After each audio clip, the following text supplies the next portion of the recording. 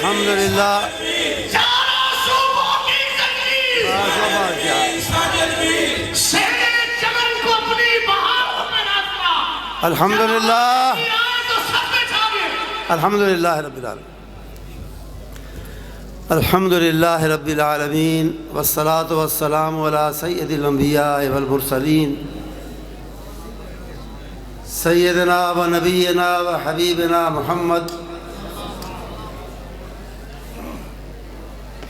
وعلى آلہ وصحبہ اجمعین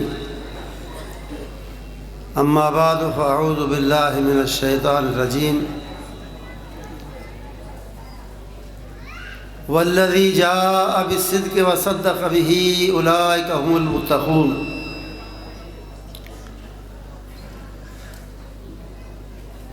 تعریف و ثنا اللہ رب العالمین کے لیے جو مالک الملک، خالق کل اور عالم کل ہے۔ درود و سلام، صلاۃ و تسلیم سرور انبیاء کے لیے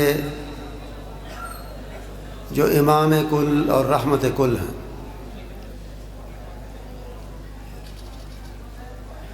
آج کی یہ کانفرنس، آج کا یہ اجتماع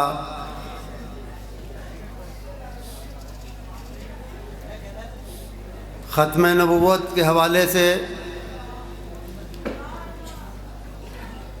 اور نبی اکرم صلی اللہ علیہ وسلم کے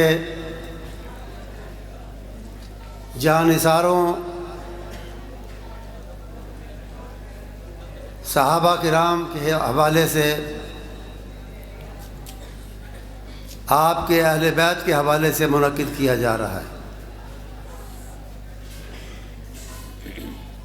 سارے یہ مبارک موضوعات ہیں، اہم ہیں۔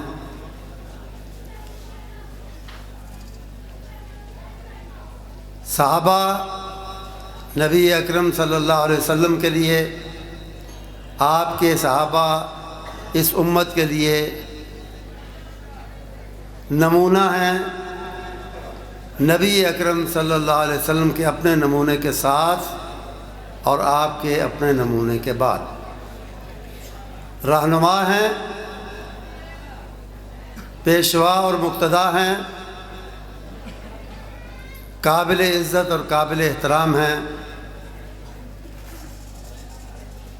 ان کے کارناموں سے، ان کی قربانیوں سے، ان کے کردار سے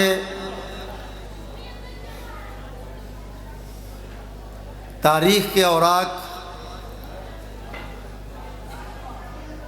جگمگا رہے ہیں اور قیامت تک انشاءاللہ جگمگاتے رہیں۔ اہل سنت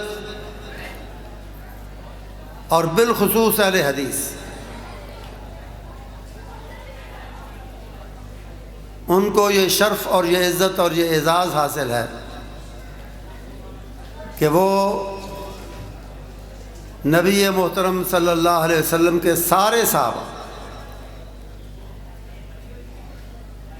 جو خوش قسمت آپ کی موجودگی، آپ کی مبارک زندگی میں ایمان لائے، اس ایمان پر قائم رہے، آپ کا ساتھ دیتے رہے، آپ کی صحبت سے فائدہ اٹھاتے رہے، ان میں سے سب ہمارے پیارے بھی ہیں، ہمارے لیے قابل احترام بھی ہیں، اور ہم ان کی عزت اور حرمت کے دفاع کے لیے ہمیشہ پیش رہے ہیں، برسر میدان رہے ہیں، اور آئندہ بھی انشاءاللہ رہیں گے۔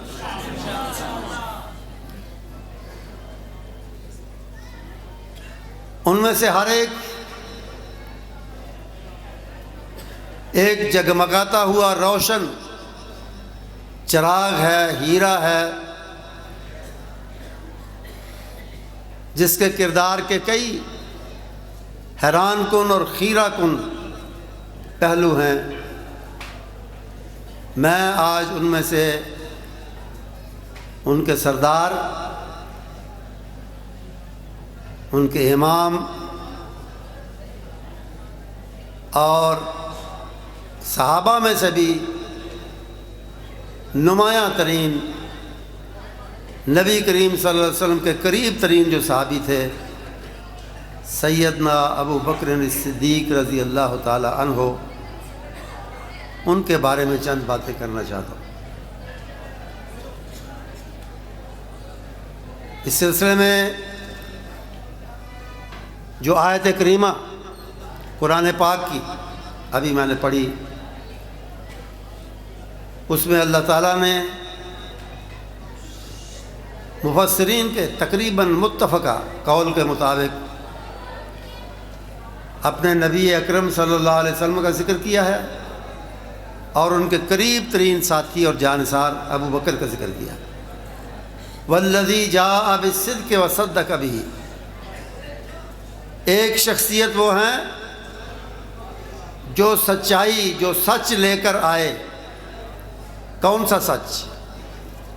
دنیا کا، کائنات کا سب سے بڑا سچ کہ اللہ ایک ہے، یہ کائنات کا سب سے بڑا سچ ہے، سب سے بڑی حقیقت ہے، سب سے اہم حقیقت ہے۔ سارے پیغمبر یہی سچائی لے کر آئے اور آخر میں خاتم النبیین صلی اللہ علیہ وسلم نے اس بنیادی عقیدہ توحید پر سب سے زیادہ زور دیا اور اس کو نمایاں کیا۔ اس کے ساتھ دوسری غیبی حقیقتیں جن پر ہمارا ایمان ہے کہ موت کے بعد زندگی، قیامت کا آنا، جنت دوزخ، پھر اس سے پہلے فرشتوں کا وجود، اللہ کی طرف سے انبیاء کا آنا، کتابیں آنا، ان ساری حقیقتوں کی خبر کس نے ہمیں دی؟ سب رسولوں نے، اور سب سے آخر میں محمد رسول اللہ صلی اللہ علیہ وسلم نے۔ یہ ہے والذی جاء بالصدق، یہ عظیم شخصیت رسول اکرم صلی اللہ علیہ وسلم یہ سچائیاں، یہ سچ لے کر آئے ہمارے پاس۔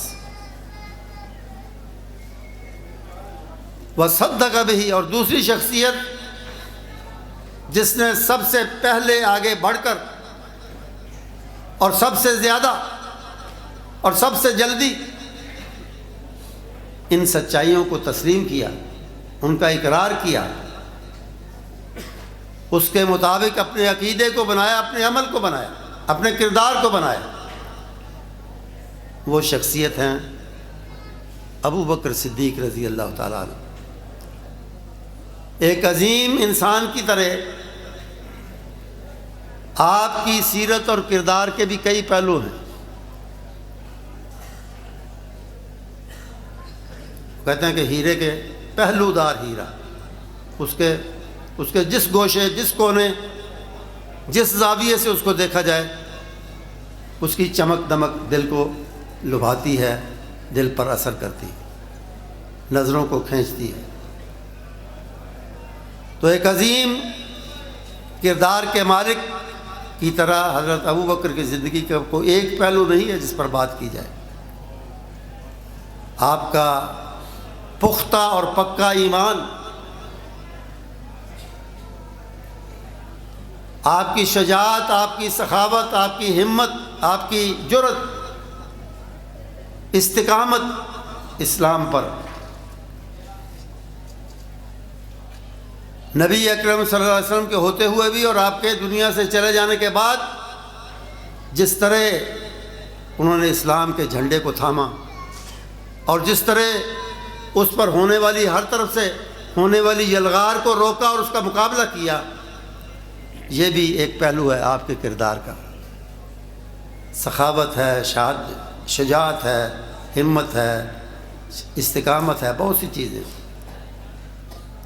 لیکن ان سب کی بنیاد ایک لفظ پر ہے، ایک چیز پر ہے۔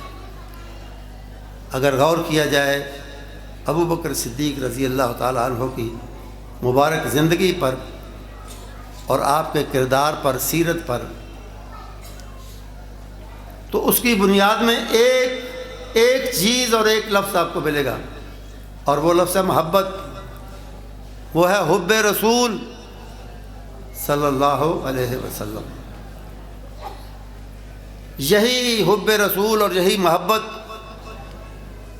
وہ بنیاد تھی جس پر آپ کی باقی خوبیاں قائم ہیں۔ یہ محبت پہلے بھی موجود تھی، بحیثیت ایک دوست کے پہلے بھی آپ ان سے محبت کرتے تھے، وہ آپ سے محبت کرتے پہلے بھی، اور اسی لیے یہی وجہ تھی کہ جب نبی اکرم صلی اللہ علیہ وسلم نے اللہ کا پیغام آپ کو دیا حضرت ابو بکر کو، تو اس محبت کی وجہ سے، اس تعلق کی وجہ سے، اس باہمی اعتماد کی وجہ سے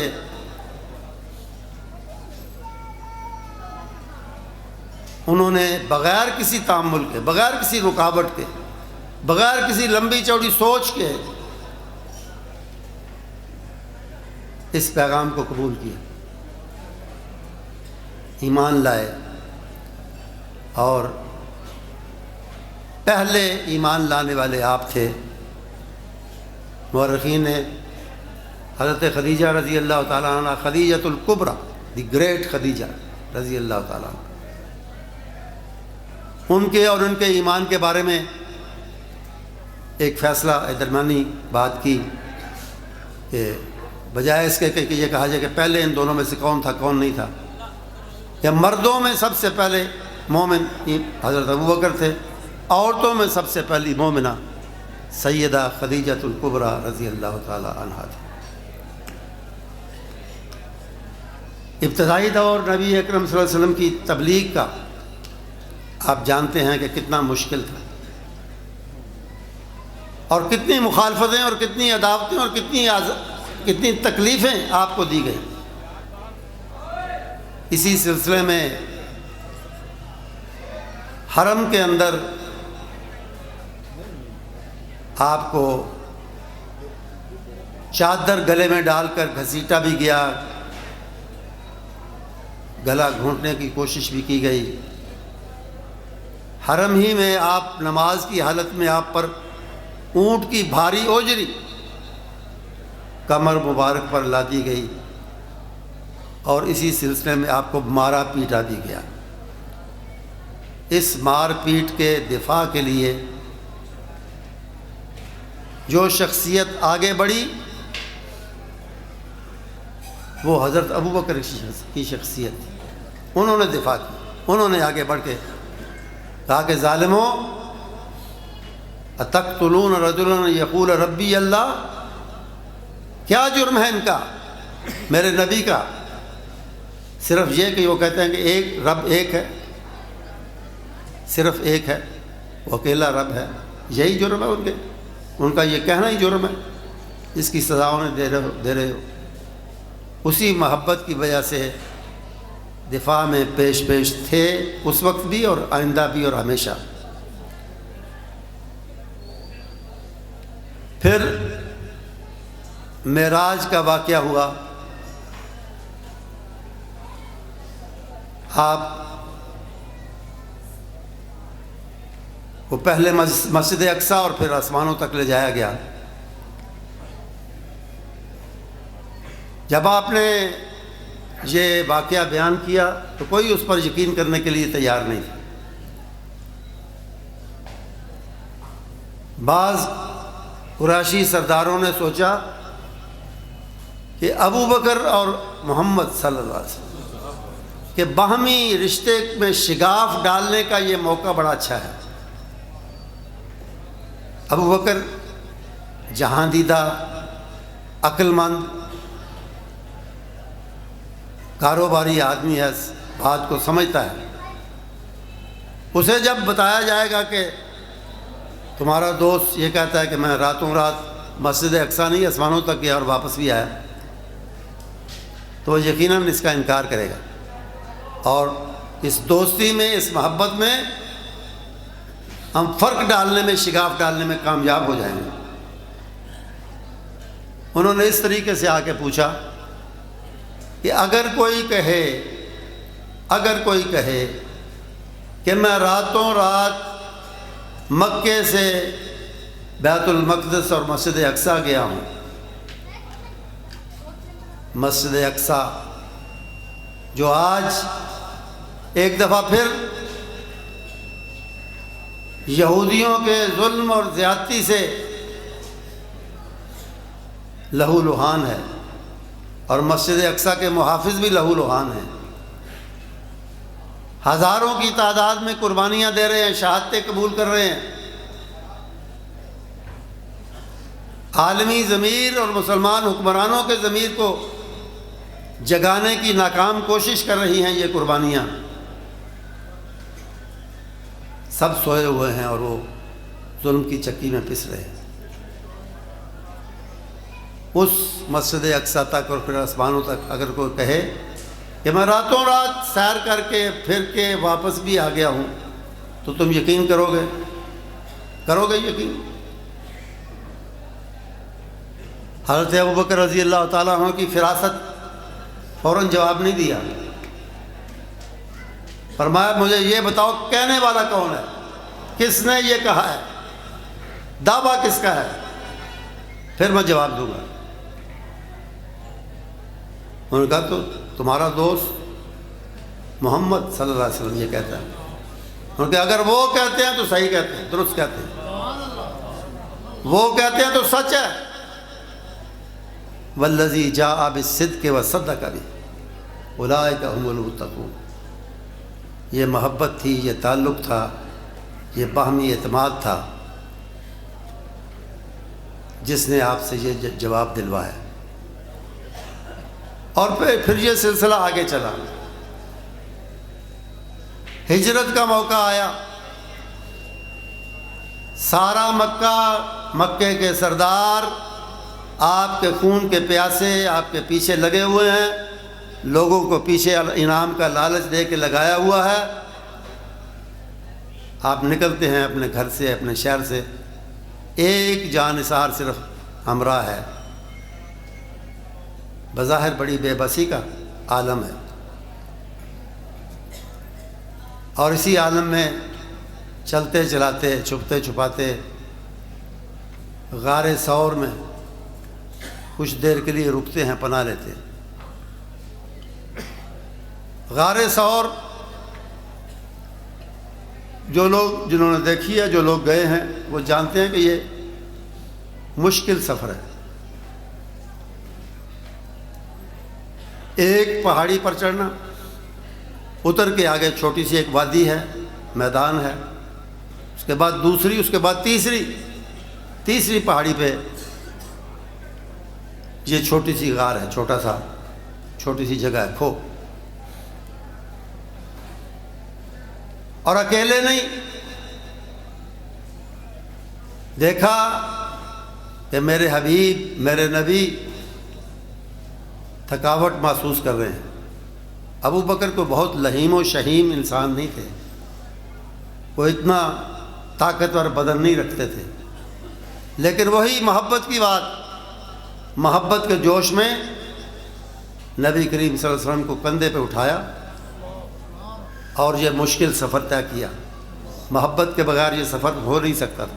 اسی زمانے میں جب ہمت طاقت تھی یا جوانی تھی، میں بھی گیا تھا، میں نے دیکھا ہے کہ یہ کتنا مشکل سفر ہے۔ غار حرا پہ بھی جانے کا ایک دفعہ موقع ملا، وہ اس سے بھی مشکل، سیدھی چڑھائی۔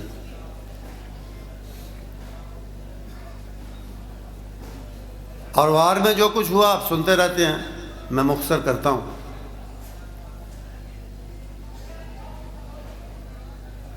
دشمن پیچھا کر رہا ہے، پیچھے پیچھے چلا آ رہا ہے، اور وہ آ کے اوپر کی پہاڑ کی اوپر کے حصے پر چڑھے۔ حضرت ابوبکر رضی اللہ تعالیٰ عنہ کو فکر اپنی نہیں تھی، اپنے حبیب کی تھی، اپنے نبی کی تھی، اپنے پیارے کی تھی۔ فرمایا اللہ کے رسول اگر وہ اپنے قدموں کی طرف جھک کے دیکھے تو ہم انہیں نظر آ جائیں گے۔ نبی کریم صلی اللہ علیہ وسلم کا یقین اور ایمان آپ نے فرمایا یہ سمجھ رہے ہو کہ ہم دو ہیں؟ ہم دو نہیں ہیں، اللہ ثالثنا، تیسرا ہمارا اللہ ہے، ہمارا رب ہے، وہ ہمیں ان سے بچائے گا۔ اور پھر جس طرح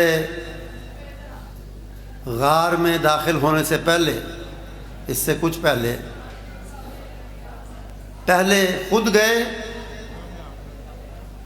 جو سوراخ وغیرہ تھے ان کو اپنے کپڑے کی دھجیوں سے بند کیا تاکہ کوئی نقصان دہ، آزار دینے والی چیز نبی کریم صلی اللہ علیہ وسلم کو تکلیف نہ پہنچا سکے۔ وہ کسی نے کہا ہے نا کہ دنیا کا قیمتی سے قیمتی کپڑا اور قیمتی سے قیمتی شے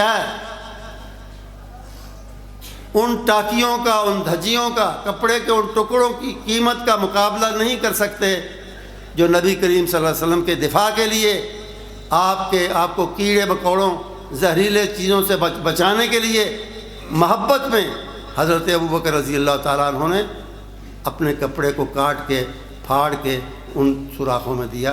ان کا مقابلہ دنیا کا قیمتی سے قیمتی کپڑا نہیں کر سکتا۔ اور اسی طرح پھر جب تاریخ یہ بتاتی ہے، تاریخ میں لکھا ہے کہ کسی ایک سوراخ سے کسی زہریلی چیز نے ابو بکر کے پاؤں پہ کاٹا۔ نبی کریم صلی اللہ علیہ وسلم اس وقت آپ کی، ابو بکر کی گود میں سر مبارک رکھے ہوئے آرام فرما رہے ہیں۔ اب محبت کو دیکھیں، ضبط کر رہے ہیں،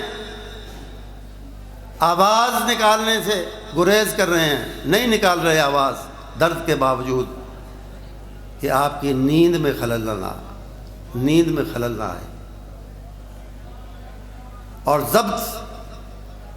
کثرت ضبط سے اپنے آپ کو رونے چیخنے سے بچاتے بچاتے جو ضبط کیا، کنٹرول کیا اپنے اوپر، تو بے اختیار آنکھوں سے آنسو نکلے دو، اور نبی کریم صلی اللہ علیہ وسلم کے چہرہ انور پہ جا کے گرے۔ وہ جس طرح دھجیوں کی میں بات کر رہا تھا کہ دنیا کے سارے سمندر اگر مل کر زور لگائیں کہ محبت کے ان آنسوؤں سے زیادہ قیمتی موتی وہ پیدا کر سکیں تو وہ سارے سمندر اس میں کامیاب نہیں ہوں گے۔ اتنے قیمتی موتی، اتنے قیمتی آنسو ہے یہ۔ نبی کریم صلی اللہ علیہ وسلم نیند سے بیدار ہوئے۔ مالک یا ابا بکر، کیا ہوا؟ لدغت تو یا رسول اللہ، اللہ کے رسول مجھے کسی چیز نے کاٹ لیا ہے۔ نبی کریم صلی اللہ علیہ وسلم نے منہ مبارک کا لعاب اس جگہ پر لگایا اور اللہ تعالیٰ نے شفا عطا فرمائی۔ سلسلہ چلتا رہا محبت کے سفر کا،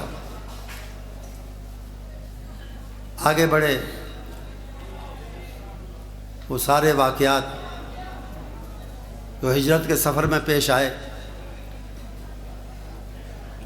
تعاقب آپ کا کیا گیا،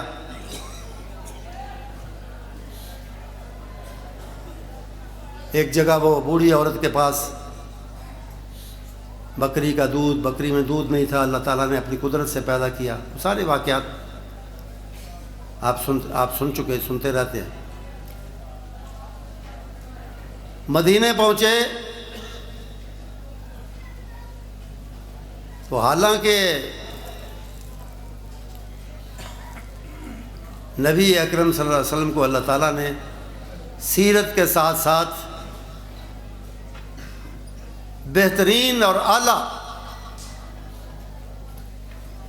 اور جو جلال و جمال والی صورت بھی عطا کی تھی، کہ تیری صورت سے عالم میں بہاروں کو ثبات، اور تیری سیرت کے سوا دنیا میں رکھا کیا ہے۔ لیکن بعض لوگوں کو اس کے باوجود، انجان لوگ ہوتے ہیں بعض، اس کے باوجود کچھ غلط فہمی تھی، سمجھنے میں کچھ لوگ دقت محسوس کر رہے تھے کہ ان میں سے، ان دونوں میں سے کون سی شخصیت اللہ کے نبی کی ہے اور کون سے ان کے ساتھی ہیں۔ تو حضرت ابوبکر رضی اللہ تعالیٰ عنہ نے کیا کیا، اپنی چادر سے اپنے نبی کے سر پر سایہ کر دیا، بتانے کے لیے کہ میں خادم ہوں، یہ مخدوم ہے، میں امتی ہوں، یہ نبی ہیں، میں مقتدی ہوں، یہ قائد ہے۔ آگے مرحلہ مدینے کے قیام کے دوران پہلی توجہ نبی کریم صلی اللہ علیہ وسلم کی کیا تھی، کس طرف تھی؟ قباء میں کچھ دیر کے لیے ٹھہرے، وہاں بھی مسجد، مدینے میں آئے، وہاں بھی سب سے پہلی فکر مسجد کی آپ نے کی، مسجد بنانے کی۔ تو آپ نے جو پلاٹ یا قطع زمین کا ٹکڑا پسند کیا، معلوم ہوا، پتہ چلا کہ یہ 2 یتیم بھائیوں کی ملکیت ہے۔ آپ نے ان دونوں کو طلب فرمایا، بلایا، کہا بھئی یہ تمہاری زمین ہے؟ ہاں جی ہماری زمین۔ آپ نے فرمایا ہم اسے مسجد کے لیے لینا چاہتے ہیں، اس کی قیمت کیا ہے؟ اب ذرا ذہن میں خیال کریں کہ یہ بچے نو عمر بھی ہیں، نو مسلم بھی ہیں، نبی کی صحبت سے فیض حاصل کیے، کوئی زیادہ وقت نہیں گزرا، بلکہ گزرا ہی نہیں، لیکن وہ کہتے ہیں نا کہ تیری محفل میں بیٹھنے والے کتنے روشن ضمیر ہوتے ہیں، کتنے روشن ضمیر ہوتے ہیں۔ سوچ دیکھیں ان بچوں کی، انہوں نے کہا اللہ کے نبی اس کی قیمت بہت زیادہ ہے۔ آپ نے فرمایا فکر نہ کرو، اشارہ کیا کس کی طرف؟ ابو بکر کی طرف، فرمایا قیمت دینے والا میرے ساتھ ہے۔ اور کیفیت کیا تھی؟ صحابہ کے حالات کی کتاب ہے ایک، الاستیاب فی معرفت الاصحاب، اس میں لکھا ہے کہ اسلم ابو بکر ولہ 40,000 جس روز حضرت ابو بکر ایمان لائے 40,000 دینار کے مالک تھے، اور یہ بہت بڑی دولت تھی اس زمانے کی، لیکن ہجرت تک ان میں سے 35,000 صرف ہو چکے تھے۔ کہاں، کس جگہ؟ بلال جیسے مظلوموں کو آزاد کرانے کے لیے، سمیہ جیسی مظلوموں کو آزاد کرانے کے لیے، نبی کریم صلی اللہ علیہ وسلم کے صحابان ہجرت کی تیاری کے لیے، آپ کے مشن کے لیے، آپ کے دین کے لیے، آپ کے ساتھیوں کے لیے آپ خرچ کر چکے تھے، 5,000 باقی تھے۔ تو حضرت ابو بکر نے وہی 5,000 پیش کر دیے، اور بچوں نے کہا نہیں اللہ کے نبی اس کی قیمت بہت زیادہ ہے۔ تو انہوں نے کہا بتاؤ تو صحیح کیا قیمت ہے؟ انہوں نے کہا جی قیمت اس کی یہ ہے کہ اس کے بدلے میں ہمیں جنت میں گھر ملنا چاہیے۔ آپ نے فرمایا انشاءاللہ دعا کریں گے، اللہ تعالیٰ وہ بھی دے گا، لیکن قیمت، تم یتیم ہو، قیمت بھی میں تمہیں ضرور دوں۔ تو یہاں بھی جان ساری اور قربانی وہی محبت کی بنیاد پہ کس نے کی؟ حضرت ابو بکر رضی اللہ تعالیٰ عنہ۔ اور آپ کی یہ جان ساریاں اور آپ کی یہ محبتیں نبی کریم صلی اللہ علیہ وسلم کی زندگی تک محدود نہیں تھی کہ یار گیا اور بات گئی، رات گئی اور بات گئی، ایسی بات نہیں۔ بعد میں بھی محبت کے اس تعلق کو نبھایا ہے، اور بڑے خوبی اور بڑے زور سے نبھایا ہے۔ نبی کریم صلی اللہ علیہ وسلم کی دنیا سے جاتے ہی کئی مسائل کا سامنا بطور حکمران اور خلیفہ کے، آپ کے جانشین کے کئی مسائل کا سامنا۔ کچھ لوگوں نے نبوت کا جھوٹا دعویٰ کیا، کچھ لوگوں نے اسلام کا انکار کر دیا، کچھ لوگوں نے زکوٰۃ دینے سے انکار کیا۔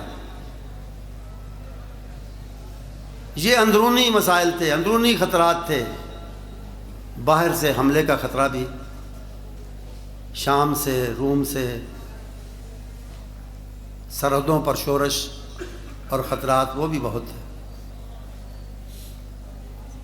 اور آپ جانتے ہیں کہ اپنے آخری دنوں میں نبی محترم صلی اللہ علیہ وسلم نے سرحدی شورش کو رفع کرنے یا سرحد کا دفاع کرنے کے لیے ایک لشکر تیار کیا تھا، جس کے سردار اور امیر آپ کے چہیتے تھے اسامہ بن زید رضی اللہ تعالیٰ، جنہیں آپ کی ان سے محبت کی وجہ سے حب و رسول اللہ کہا جاتا تھا کہ یہ اللہ کے حبیب کا حبیب ہے، اللہ کے پیارے نبی کا چہیتا بچہ اور نوجوان ہے اسامہ بن زید۔ یہ زید وہی ہیں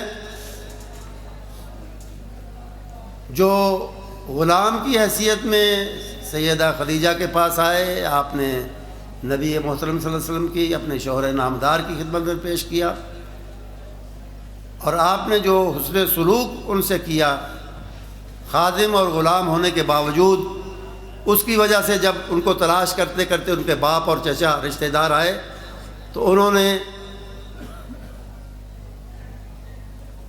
اپنے رشتہ داروں کے پاس جانے سے انکار کیا اور کہا کہ میں نے جو یہاں مزے اٹھائے ہیں، مزے پائے ہیں نبی کی صحبت میں رہ کے، آپ کی جو شفقت دیکھی ہے وہ مجھے یہاں سے جانے نہیں دیتی۔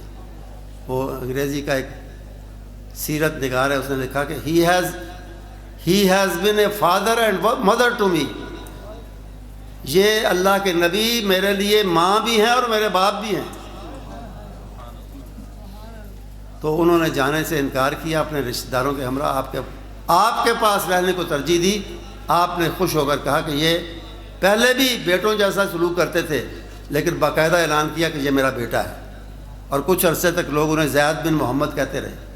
پھر اللہ تعالیٰ نے منع فرمایا کہ ادعوہم لآبائہم، متبنہ بنا سکتے ہو، کسی کو لے پالک بیٹا بنا سکتے ہو، لیکن اس کی نسبت اس کے باپ کی طرف رہے گی، پالنے والے کی دوسرے باپ کی طرف نہیں ہو۔ تو ان کا بیٹا، جس طرح وہ کہتے ہیں نا کہ کیا کہتے ہیں کہ سود اصل نالوں بیاج پیارا، تو پوتوں سے بڑی محبت ہوتی، تو اسامہ سے آپ بڑی محبت کرتے، ان کو امیر بنایا۔ تو ساتھیوں نے، مشیروں نے، حتیٰ کہ حضرت عمر رضی اللہ تعالیٰ عنہ جیسے دلیر اور شجاع مشیر نے اور ساتھی نے مشورہ دیا، کہا کہ اس لشکر کو روک لیں، اب ہر ایک مجاہد اور سپاہی کی ہمیں مدینے کے اندر ضرورت ہے، اس کے دفاع کے لیے ضرورت ہے، اس کو باہر نہ بھیجیں، آپ یہ کینسل کر دیں اس لشکر کا جانا۔ تو محبت والے کا جواب کیا تھا؟ انہوں نے کہا کہ لا حل عقدۃ عقدھا رسول اللہ صلی اللہ علیہ وسلم۔ یہ ہے محبت کہ جس جھنڈے کی گانٹھ کو، گرہ کو، گنڈ جنوں کا سکن، جس جھنڈے کی گرہ کو اللہ کے رسول کے ہاتھ نے باندھا ہے، ابو بکر کے ہاتھ میں طاقت نہیں کہ وہ جھنڈا کھول سکے اور اس جھنڈے کی روانگی یا اس جھنڈا بردار کی روانگی کو کینسل کر دے۔ ابو بکر میں یہ طاقت نہیں ہے۔ اور پھر جب کہا گیا کہ یہ زکوٰۃ نہ دینے والے اور منکرین، ان سے باہر نکل کر ان کی سرکوبی کی کوشش نہ کریں، مدینے کا دفاع کمزور پڑ جائے گا، ہمیں یہاں رہ کے دفاع کی ضرورت ہے، باہر کوئی دوسری فوج بھی نہ بھیجے، کوئی دوسرے مجاہد بھی نہ بھیجے۔ تو پھر محبت کی بات آئی، تو آپ نے فرمایا کہ زکوٰۃ دینے والے ان سے میں نہ لڑوں۔ مشورہ یہی تھا کہ زکوٰۃ دینے والوں کو نظر انداز کر دیں فی الحال، اور ہمارے محاذ بہت ہیں، کئی محاذ ہیں، کئی دشمن ہیں، ان کو چھوڑ دیں۔ تو آپ روائے نہیں، یہ جو زکوٰۃ نبی کریم صلی اللہ علیہ وسلم کے زمانے میں دیا کرتے تھے، اگر اونٹ زکوٰۃ میں دیتے تھے تو اس کا گھٹنا باندھنے والے یا اس کے گلے میں ڈالنے والی جو رسی ہوتی تھی، میں اونٹ بھی وصول کروں گا، وہ رسی بھی وصول کروں گا۔ نبی کریم صلی اللہ علیہ وسلم کے زمانے میں جو ہوتا تھا وہی ہوگا ابو بکر کے زمانے میں۔ مشکلات ہیں تو اپنی جگہ، لیکن وہ نبی کے راستے پر چلنے سے مجھے روک نہیں سکتی۔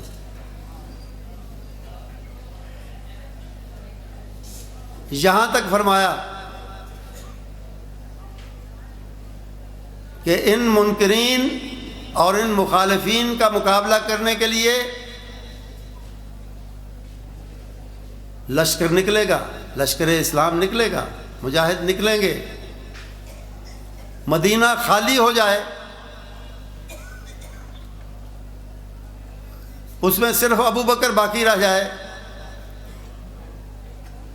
مدینہ بظاہر قابل دفاع نظر نہ آئے، تو بھی اسی راستے پر چلوں گا جو راستہ میرے حبیب نے میرے لیے مقرر کیا ہے۔ قربانیاں دے کے ہمت اور استقلال، اور یہی وہ ہمت تھی، یہی وہ جرأت تھی جس نے اسلام کو ایک دفعہ پھر زندہ کیا۔ نبی کریم صلی اللہ علیہ وسلم کے بعد جو مسائل تھے، جو مشکلات تھے، ان پر اسی ہمت سے ابو بکر نے قابو پایا۔ اقبال نے کیا خوب کہا ہے کہ ہمت او کشت ملت راچوں ابر۔ ابو بکر کی ہمت، جرأت، استقامت، وہ اسلام کی کھیتی پر، اسلام کی کھیتی کے لیے اس طرح فائدہ مند ہوئی جس طرح کہ بارش کھیتی کے لیے فائدہ مند ہوتی ہے۔ ہمت او کشت امت راچو ابر۔ اور آگے بڑی خوبصورت بات ہے، خوبصورت مصرع ہے، جس میں ابو بکر رضی اللہ تعالیٰ عنہ کی مختلف حیثیتیں چند الفاظ میں اقبال نے بیان کر دی ہیں اور جمع کر دی ہیں۔ ہمت او کشت ملت راچو ابر، ثانی اسلام و غار و بدر و قبر۔ اسلام کے دوسرے، پہلے دعوت دینے والے خود نبی کریم صلی اللہ علیہ وسلم ہیں، اور دوسرے جیسے کہ پہلے بیان ہو چکا، دوسرے نمبر پہ اسلام میں آنے والے، اسلام قبول کرنے والے وہ ابو بکر ہیں۔ یہاں بھی ثانی ہیں، دوسرے ہیں، ثانی اسلام۔ غار میں بھی ثانی اثنین اذ ہما فی الغار، قرآن نے بھی کہا دو میں سے ایک، یعنی ابو بکر کا ذکر اس طرح کیا، ان دو میں سے، ان دو عظیم لوگوں میں سے ایک۔ بدر میں بھی کون تھا جو نبی کریم صلی اللہ علیہ وسلم کے دائیں بائیں آگے پیچھے جانثارانہ چلتا تھا، پھرتا تھا، رہتا تھا؟ ایک پاؤں میدان جنگ میں ابو بکر کا رضی اللہ، ایک پاؤں اس عریش، اس جھونپڑے، اس عارضی ٹھکانے پہ جہاں نبی کریم صلی اللہ علیہ وسلم اللہ سے رو رو کے دعائیں کر رہے تھے۔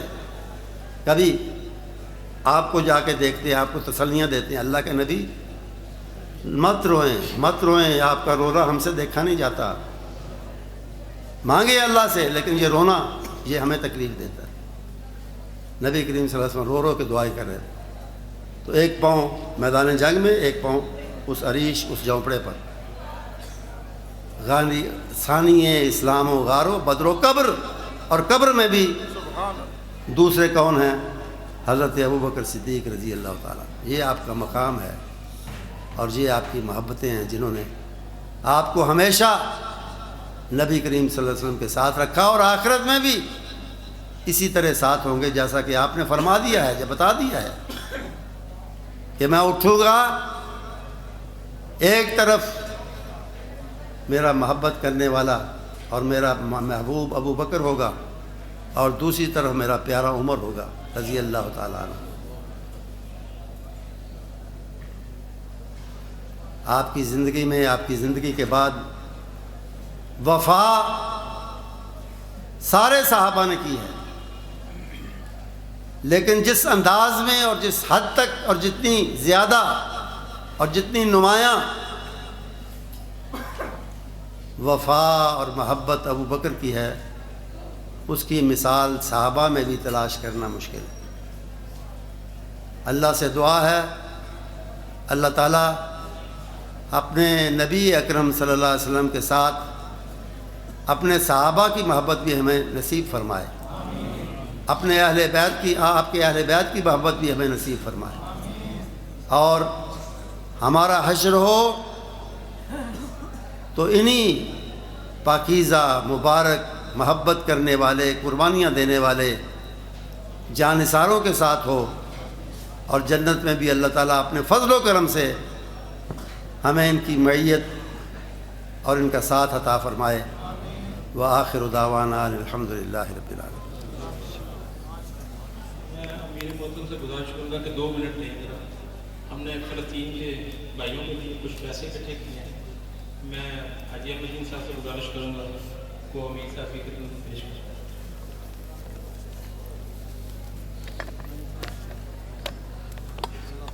مرکزی جمعیت ضلع سرگودا اور شہر سرگودا،